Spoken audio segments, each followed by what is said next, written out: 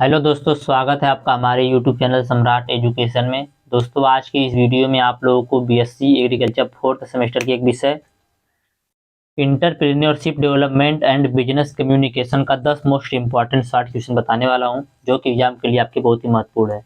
तो आप लोग वीडियो को पूरा देखिएगा और वीडियो अच्छा लगे तो वीडियो को लाइक कीजिएगा, चैनल को सब्सक्राइब कीजिएगा और अपने दोस्तों के पास शेयर भी जरूर कीजिएगा। तो दोस्तों, मेरा फ़ोन खो जाने की वजह से वीडियो थोड़ा लेट आ रहा है, ठीक है, क्योंकि सारा पीडीएफ उसी फ़ोन में था। अब मुझे फिर से पीडीएफ बनाना पड़ रहा है, जिसकी वजह से थोड़ा सा देरी हो रहा है, तो आप लोग मैनेज करिएगा। और इसके पहले मैंने पेपर आप लोगों को बता दिया कि पेपर कैसा क्वेश्चन बनता है इस सब्जेक्ट का, तो आप लोग उसको भी सॉल्व करने की कोशिश कीजिएगा, जिसमें से मैं कुछ क्वेश्चन सॉल्व कर रहा हूँ इस 10 क्वेश्चन में, ठीक है। तो चलिए देखते हैं पहला क्वेश्चन। सबसे पहला क्वेश्चन है, इंटरप्रेन्योर क्या होता है? व्हाट इज इंटरप्रेन्योर, या उद्यमी क्या होता है? ठीक है, देखिए, उद्यम उद्यमिता और उद्यमी में बहुत अंतर है। इंटरप्रेन्योरशिप और इंटरप्रेन्योर में बहुत अंतर है। अंतर को हम लोग पढ़ेंगे शॉर्ट क्वेश्चन में। अभी हम लोग वेरी शॉर्ट टाइप क्वेश्चन पढ़ रहे हैं। तो इंटरप्रेन्योर के बारे में जानेंगे कि उद्यमी क्या होता है। तो देखिए, उद्यमी वह व्यक्ति होता है जो किसी कार्य को करने के लिए पूंजी श्रम की व्यवस्था करता है, जोखिम उठाने की साहस रखता है, इसकी सामान्य योजना बनाता है और छोटी छोटी बातों का निरीक्षण करता है, ठीक है। या कह सकते हैं उद्यमी वह व्यक्ति होता है जो विचारों से लाभदायक व्यवसाय में रूपांतरित करता है। समझ रहे होंगे उद्यमी क्या। उद्यमी जैसे मैं ही मान लीजिए एक इंटरप्रेन्योर हूँ, ठीक है। मैं क्या करूँगा, कोई बिजनेस की स्टार्टिंग करने वाला हूँ, ठीक है। बिजनेस शुरू करने के लिए हम लोग क्या करेंगे, सबसे पहले मैं पूंजी की व्यवस्था करूंगा, ठीक है। उसके बाद अपने मन में सोच लूंगा कि मुझे मेहनत करना है। उसके बाद पूंजी लगाने के बाद किसी भी कार्य में, जैसे मान लीजिए मैंने एक किताब की दुकान खोली, ठीक है। किताब की दुकान खोला तो उसमें पूंजी लगा दिया किताब खरीद कर। उसके बाद उसमें मेहनत करूंगा, मुझे बेचना कैसे है, उसके लिए श्रम करूंगा, मेहनत करूंगा। और उसके लिए मैं जोखिम का खतरा उठाने के लिए भी तैयार रहूंगा कि मुझे यदि एक महीने एक भी बुक नहीं बिकती है तो मुझे कोई दिक्कत नहीं है, मैं तैयार हूँ इस जोखिम का खतरा उठाने के लिए, ठीक है। और सामान्य योजना बनाता है कि मुझे कैसे कैसे किताब को बेचना है, कैसे कैसे हम किताब की ज़्यादा से ज़्यादा सेलिंग कर सकते हैं। इन छोटी छोटी बातों का निरीक्षण करता जो है, उसी को बोला जाता है इंटरप्रेन्योर या उद्यमी, ठीक है। उद्यमी वह व्यक्ति होता है जो व्यवसाय में लाभप्रद अवसरों की खोज करता है, ठीक है। उद्यमी वह व्यक्ति होता है जो जोखिम उठाने का साहस रखता है, जो किसी कार्य को करने के लिए पूंजी एवं श्रम की व्यवस्था करता है, जो उसकी सूक्ष्म बातों का निरीक्षण करता है, ठीक है। तो उद्यमी कोई भी हो सकता है, उद्यमी आप हो सकते हैं, उद्यमी मैं हो सकता हूँ। उद्यमी मतलब वही होता है जो बिजनेस की स्टार्टिंग करना चाहता है, ठीक है। जो कोई बिजनेस करना चाहता है, कोई कार्य करना चाहता है, तो उसी को बोला जाता है उद्यमी या इंटरप्रेन्योर, ठीक है। समझ रहे होंगे। एक बार फिर से देख लीजिएगा कि क्या होता है उद्यमी। तो उद्यमी वह व्यक्ति होता है जो किसी कार्य के लिए या जो व्यवसाय के लिए पूंजी की व्यवस्था करता है, श्रम की व्यवस्था करता है, जोखिम उठाने का साहस रखता है, इसकी सामान्य योजना बनाता है और छोटी छोटी बातों का निरीक्षण करता है, उसी को उद्यमी बोलते हैं। या एक शब्द में कहें तो उद्यमी वह व्यक्ति होता है जो अपने विचारों को लाभदायक व्यवसाय में रूपांतरित करता है, ठीक है। मेरे अंदर के जो विचार हैं, उन विचार से मैं क्या करूंगा, एक लाभदायक व्यवसाय के रूप में रूपांतरित कर दूंगा अपने अंदर के विचार को, ठीक है। उससे एक बिजनेस खड़ा कर दूंगा, तो उसी को बोला जाता है उद्यमी। उम्मीद करते हैं ये क्वेश्चन आप लोगों को अच्छे से समझ में आ गया होगा। चलिए आगे चलते हैं। अगला क्वेश्चन है प्रोजेक्ट फार्मूलेशन। तो देखिए, हम क्या करेंगे, जैसे मान लीजिए हमने बताया किताब की दुकान से आप लोगों को एग्जाम्पल दिया, ठीक है। उसी प्रकार समझिएगा कि जो प्रोजेक्ट फार्मूलेशन होता है, यह भी एक क्या होता है, एक परियोजना होती है, ठीक है। प्रोजेक्ट मतलब क्या होता है, परियोजना, परियोजना निरूपण जिसे बोला जाता है। तो हम क्या करेंगे, जैसे हम लोग किताब की दुकान खोला तो उसके लिए क्या करेंगे, एक परियोजना बनाएंगे चरणबद्ध तरीके से कि हमें पहले किताब लाना है। किताब लाने के बाद क्या करेंगे, उसको दुकान में अच्छे तरीके से लगाएंगे कि देखने में अच्छा लगे। उसके बाद उसको बेचेंगे। तो इन जैसे मैंने 3 स्टेप बताया आप लोगों को कि किताब खरीदेंगे, किताब खरीदने के बाद लाएंगे, लाने के बाद दुकान में सजाएंगे, इस प्रकार सजाएंगे कि देखने में अच्छा लगे। तो देखिए यहाँ पे 3 स्टेप है। इन तीनों स्टेप को चरणबद्ध करने की जो प्रक्रिया होती है, उसी को बोला जाता है प्रोजेक्ट फार्मूलेशन, ठीक है। प्रोजेक्ट फार्मूलेशन का मतलब क्या होता है, तो प्रोजेक्ट मतलब होता है परियोजना, ठीक है। किसी भी कार्य को करने से पहले उसकी जो परियोजना बनाने के लिए चरणबद्ध किया जाता है, उसी प्रकार की योजना को परियोजना कहते हैं। तो किसी व्यक्ति द्वारा लाभदायक प्रोजेक्ट प्राप्त करने के लिए उसे विभिन्न प्रकार की गतिविधियों को करना होता है। उन सभी गतिविधियों में सबसे महत्वपूर्ण गतिविधि प्रोजेक्ट फार्मूलेशन का होता है, ठीक है। सबसे पहले वो क्या करेगा, योजना बनाएगा। योजना बनाएगा तभी कोई किसी भी प्रकार का बिजनेस करना चाहता है वो सबसे पहले क्या करता है, अपना परियोजना बनाता है। सबसे पहले योजना बनाता है कि मुझे बिजनेस किस प्रकार से करना है, ठीक है। तो उम्मीद करते हैं 2 क्वेश्चन आप लोगों को अच्छे समझ में आ गया होगा। इससे अच्छा आप लोगों को कोई समझाने वाला नहीं और कहीं ये समझ में भी नहीं आएगा यदि यहाँ से समझ में नहीं आया तो। चलिए आगे चलते हैं। मैं आप लोगों को एकदम आसान से आसान शब्द में समझाने की कोशिश करूंगा, ठीक है। अगला है स्कोप ऑफ एंटरप्रेन्योरशिप। कह सकते हैं कि उद्यमिता का दायरा क्या है या उद्यमिता का क्षेत्र बताइए। तो देखिए उद्यमिता जो है वो लोगों को क्या करता है, वो लोगों को बिजनेस करने का एक अवसर देता है, ठीक है। तो जो इंटरप्रेन्योरशिप होता है, उद्यमिता होता है, वो लोगों को रोजगार प्रदान करता है और लोगों की कमाई का अच्छा सोर्स होता है। जब बिजनेस करेंगे तो बिजनेस से क्या होगा, अच्छी कमाई होगी, ठीक है। तो इंटरप्रेन्योरशिप लोगों को रोजगार देता है और लोगों की कमाई का एक अच्छा स्रोत होता है। जो छोटे उद्यमी होते हैं, जो छोटे इंटरप्रेन्योर होते हैं, जैसे मैंने बताया एक छोटा सा दुकान मैं खोलूंगा तो मैं क्या हुआ, एक छोटा सा इंटरप्रेन्योर हुआ। तो ये जो छोटा छोटा इंटरप्रेन्योर है, आप लोग देखेंगे पूरी सड़कों पे चाहे जहाँ चले जाएंगे सब लोग छोटा छोटा दुकान खोले रहते हैं, तो वो सब एक छोटे छोटे इंटरप्रेन्योर हैं, ठीक है। वो सब छोटे छोटे क्या है, इंटरप्रेन्योर हैं, जो क्या करते हैं, भारत की इकोनॉमी में एक बहुत ही महत्वपूर्ण भूमिका निभाते हैं, ठीक है। तो जो छोटे छोटे उद्यमी होते हैं वह किसी देश की इकोनॉमी में बहुत मदद करते हैं। भारत सरकार भी इंटरप्रेन्योर्स के लिए बहुत सारे प्रोग्राम करती है और उन्हें फाइनेंशियली भी सपोर्ट करती है। देखिए अभी जो आप लोगों का G20 का मीटिंग हुआ था, वहां पर भी इंटरप्रेन्योर के बारे में बहुत अच्छा खासा जानकारी दिया गया था, अच्छा खासा वहां पर योजना लाया गया है इंटरप्रेन्योर के बारे में, ठीक है। तो जो सरकार है यह भी समय समय पर इंटरप्रेन्योर के लिए क्या करती है, योजना लाती रहती है, ठीक है। और जो बिजनेस करना चाहता है उसे फाइनेंशियली सपोर्ट भी करती है, जैसे बैंक के द्वारा लोन दिलवाती है, ठीक है। जैसे ऐसा तो है, लेकिन मेहनत लगता है, लोन लेने में भी बहुत टाइम लग जाता है, लेकिन जो सरकार है वह भी क्या करता है, समय समय पर योजना लाता है, प्रोग्राम कराता है और उन्हें फाइनेंशियली सपोर्ट भी करता है। जैसे आजकल के समय में बहुत सारे बैंक लोन देती हैं। आगे चलिए देखते हैं इसी में। भारत सरकार, राज्य सरकार और विभिन्न देश भी बहुत सारी योजनाओं और कार्यक्रमों के माध्यम से उद्यमिता को सपोर्ट कर रहे हैं, इंटरप्रेन्योरशिप को सपोर्ट कर रहे हैं। आजकल हर कॉलेज और स्कूल में उद्यमिता के बारे में पढ़ाया जाता है। इस प्रकार देश में उद्यमिता के विकास का बहुत बड़ा आंदोलन शुरू हो गया है और निकट भविष्य में बहुत तेज गति हासिल करने की उम्मीद है किसकी, उद्यमिता की, ठीक है। तो समझ गए होंगे, उम्मीद करते हैं आप लोग, क्या है इसका स्कोप। फिर से मैं एक बार बताता हूँ, आप लोग अच्छे से समझ लीजिएगा। तो देखिए इंटरप्रेन्योरशिप एक ऐसी व्यवस्था है जो रोजगार देता है और लोगों की कमाई का एक अच्छा सोर्स होता है। जो छोटे उद्यमी होते हैं वह किसी देश की इकोनॉमी में बहुत महत्वपूर्ण भूमिका निभाते हैं, बहुत मदद करते हैं। भारत सरकार भी इंटरप्रेन्योर्स के लिए बहुत सारे प्रोग्राम करती है और उन्हें फाइनेंशियली भी सपोर्ट करती है। जैसे सरकार आजकल बहुत सारे लोन देती है, ठीक है। और भारत सरकार, राज्य सरकार और विभिन्न देश भी बहुत सारी योजनाओं और कार्यक्रमों के माध्यम से उद्यमिता को सपोर्ट कर रहे हैं। आजकल हर कॉलेज, हर स्कूल में उद्यमिता के बारे में पढ़ाया जा रहा है। इस प्रकार देश में उद्यमिता के विकास का बहुत बड़ा आंदोलन शुरू हो गया है और निकट भविष्य में ऐसा भविष्य देखा जा रहा है कि जो उद्यमिता है यह बहुत तेजी से गति हासिल करने वाला है, ठीक है। तो यही इसका स्कोप है। इसका स्कोप यही कि सबको रोजगार प्रदान करना, ठीक है। आगे चलिए देखते हैं। आगे देखेंगे हम लोग एग्रीप्रेन्योरशिप। हम लोग अभी देख रहे थे इंटरप्रेन्योरशिप, अब देखेंगे एग्रीप्रेन्योरशिप, कृषि उद्यमिता जिसे बोलते हैं। तो एग्रीप्रेन्योरशिप क्या होता है तो समझिएगा। एग्रीप्रेन्योरशिप मतलब बोलते हैं हिंदी में कृषि उद्यमिता। तो पहले मैं आप लोगों को समझा देता हूँ, उसके बाद आप लोग आसानी समझ में आ जाएगा। देखिए जो एग्रीप्रेन्योरशिप होता है ना, यह ऐसी उद्यमिता होती है जिसमें क्या किया जाता है कि जो कृषि प्रोडक्ट हैं उनके बारे में बिजनेस किया जाता है, उनके बारे में रिसर्च किया जाता है, ठीक है।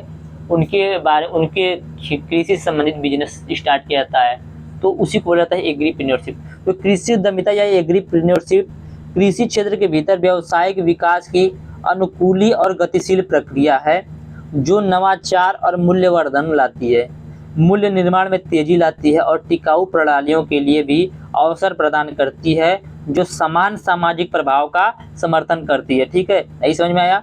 फिर बताऊंगा, जरूर बताऊंगा इसी वीडियो में अभी। तो देखिए क्या होता है कृषि उद्यमी, एग्रीप्रेन्योरशिप। तो कृषि उद्यमी वे उद्यमी होते हैं जो कृषि से संबंधित उपक्रम स्थापित करते हैं और कृषि से संबंधित दवाइयाँ, उपकरण, नई कृषि प्रणालियाँ, नई किस्म इत्यादि क्षेत्रों में कार्य करते हैं। ठीक है, कृषि उद्यमी वे उद्यमी होते हैं जो कृषि से संबंधित उपक्रम करते हैं, कार्यक्रम करते हैं, बिजनेस करते हैं और कृषि से संबंधित दवाइयाँ उत्पन्न करते हैं, नए नए उपकरण बनाते हैं, नए नए उपकरण के लिए बिजनेस स्टार्ट करते हैं। ठीक है, नई नई वैरायटी के लिए बिजनेस स्टार्ट करते हैं, तो उन्हीं को बोला जाता है एग्रीप्रेन्योरशिप। समझिए होंगे। आगे चलते हैं, आप लोग बहुत समझदार हैं, हमको पता है। अगला है मॉनिटरिंग। तो मॉनिटरिंग क्या होता है, तो किसी प्रोजेक्ट को चलाने के लिए, जैसे मान लीजिए कोई आप लोग प्रोजेक्ट करना चाहते हैं, कोई बिजनेस करना चाहते हैं, तो उसे मैं प्रोजेक्ट के नाम से ये संबोधित कर रहा हूँ। ठीक है, तो कोई प्रोजेक्ट को चलाने के लिए की गई वह प्रक्रिया जिसमें मेजरिंग, रिकॉर्डिंग, कलेक्टिंग, प्रोसेसिंग एवं कम्युनिकेटिंग किया जाता है, उसी प्रकार की प्रक्रिया को मॉनिटरिंग बोला जाता है। ठीक है, तो मॉनिटरिंग क्या है? मॉनिटरिंग किसी प्रोजेक्ट को चलाने के लिए की गई एक प्रक्रिया जिसे मेजरिंग, रिकॉर्डिंग, कलेक्टिंग, प्रोसेसिंग और कम्युनिकेटिंग किया जाता है। ठीक है, आगे चलते हैं, देखेंगे इफेक्टिव कम्युनिकेशन। क्या देखेंगे? इफेक्टिव कम्युनिकेशन, प्रभावी संचार। देखिए ये बहुत इंपॉर्टेंट है और आएगा एग्जाम में। इफेक्टिव मतलब समझ रहे हैं क्या होता है? इफेक्ट मतलब क्या होता है? प्रभाव। तो जैसे मैं आप लोगों को मान लीजिए कि एक मोटिवेशन बताऊंगा कि लहरों से डरकर नौका पार नहीं होती, कोशिश करने वालों की कभी हार नहीं होती। ठीक है, मैंने बोला आपको, ये मेरे द्वारा बोली गई जो बात है आपके ऊपर बहुत ज्यादा इफेक्ट डाल रही है, आपके ऊपर इसका बहुत प्रभाव पड़ रहा है कि सर बोले हैं कि लहरों से डरकर नौका पार नहीं होती, कोशिश करने वाले को कभी हार नहीं होती। इसका मतलब है कि हमें कभी हार नहीं मानना चाहिए। ठीक है, तो आपके ऊपर इस बात का बहुत ज्यादा प्रभाव पड़ गया, तो इसी प्रकार के बात को, जैसे इस बात का आपके ऊपर प्रभाव पड़ा, तो इसी प्रकार के प्रभाव को बोला जाता है इफेक्टिव प्रभाव या इफेक्टिव कम्युनिकेशन। ठीक है, तो जब कोई व्यक्ति अपनी बात कहते समय अच्छे और प्रभावी शब्दों का चयन करता है, जैसे मैंने आप लोगों को बताया अच्छा और एक प्रभावी शब्द की लहरों से डरकर नौका पार नहीं होती, कोशिश करने वालों की कभी हार नहीं होती। तो इस प्रकार से मैंने आप लोग क्या बताया, एक अच्छी और प्रभावी शब्द का चयन किया, एक अच्छी और प्रभावी शब्द आप लोग बताया और बड़ी खूबसूरती से अपने वाक्यों को पूरा किया। ठीक है, तो हमने इस वाक्य को पूरा किया। इस वाक्य का आपके ऊपर जो भी इफेक्ट पड़ रहा है, जो भी प्रभाव पड़ रहा है, आप इससे मोटिवेट हुए, डिमोटिवेट हुए, तो यदि आप मोटिवेट हुए, आपके ऊपर इसका इफेक्ट पड़ा, तो इसी प्रकार के प्रोसेस को बोला जाता है इफेक्टिव कम्युनिकेशन। इफेक्टिव कम्युनिकेशन वह प्रक्रिया है जिसमें जब कोई व्यक्ति अपनी बात कहते समय अच्छे और प्रभावी शब्दों का चयन करता है और बड़ी खूबसूरती के साथ अपने वाक्यों को पूरा करता है, तो उस प्रकार की प्रक्रिया को प्रभावी संचार कहा जाता है। आगे देखेंगे। ठीक है, ड्रोन एंटरप्रेन्योर। देखिए वोमेन एंटरप्रेन्योर, ड्रोन एंटरप्रेन्योर, तो कई प्रकार के हैं, मैं आप लोग को बताऊंगा सब। तो ड्रोन एंटरप्रेन्योर देखेंगे, जिससे बोला जाता है कामचोर उद्यमी या आलसी उद्यमी के नाम से भी इन्हें संबोधित किया जाता है। ठीक है, तो ये उद्यमी ऐसे होते हैं ना, जैसे मान लीजिए कि ये क्या किए, कम्युनिकेशन में जुड़ गए, संग 2-4 लोग के साथ में जुड़ गए। ठीक है, जुड़ने के बाद कंपनी ग्रो करे न करे इनसे कोई मतलब नहीं होता है। एक कंपनी में कोई, जैसे उस संगठन में कोई काम नहीं करना चाहते हैं, तो इसीलिए इनको बोला जाता है कामचोर उद्यमी या आलसी उद्यमी। ठीक है, तो इन्हें कमजोर उद्यमी के नाम से भी जाना जाता है। तो जो ड्रोन एंटरप्रेन्योर होते हैं, कमजोर उद्यमी होते हैं या आलसी उद्यमी होते हैं, उन्हें कामचोर उद्यमी के नाम से भी जाना जाता है। इस प्रकार के जो उद्यमी होते हैं वह रूढ़िवादी होते हैं, मतलब पुरानी विचारधारा के होते हैं। ठीक है, तो इस प्रकार के उद्यमी बहुत ही रूढ़िवादी सोच के होते हैं और ये अपने ऑर्गेनाइजेशन में, अपने संगठन में बदलाव लाना नहीं चाहते, मेहनत करना नहीं चाहते संगठन के साथ मिलकर। वे अपने वर्तमान व्यवसाय के तरीके से खुश रहते हैं। ठीक है, जैसे वो पहले थे उसी में वह ठीक रहते हैं, उसी में खुश रहते हैं, और अगर वे नुकसान झेल रहे हैं तो भी उनको बदलना नहीं चाहते। यदि मान लीजिए उनको, जैसे मैंने किताब का बिजनेस किया, किताब, यदि मैं कामचोर उद्यमी हूँ, ठीक है, तो मैं किताब का बिजनेस किया, तो मैं किताब बिके या न बिके उसके लिए मैं कोई कोशिश नहीं करूँगा, चाहे बिके एक भी किताब, चाहे न बिके।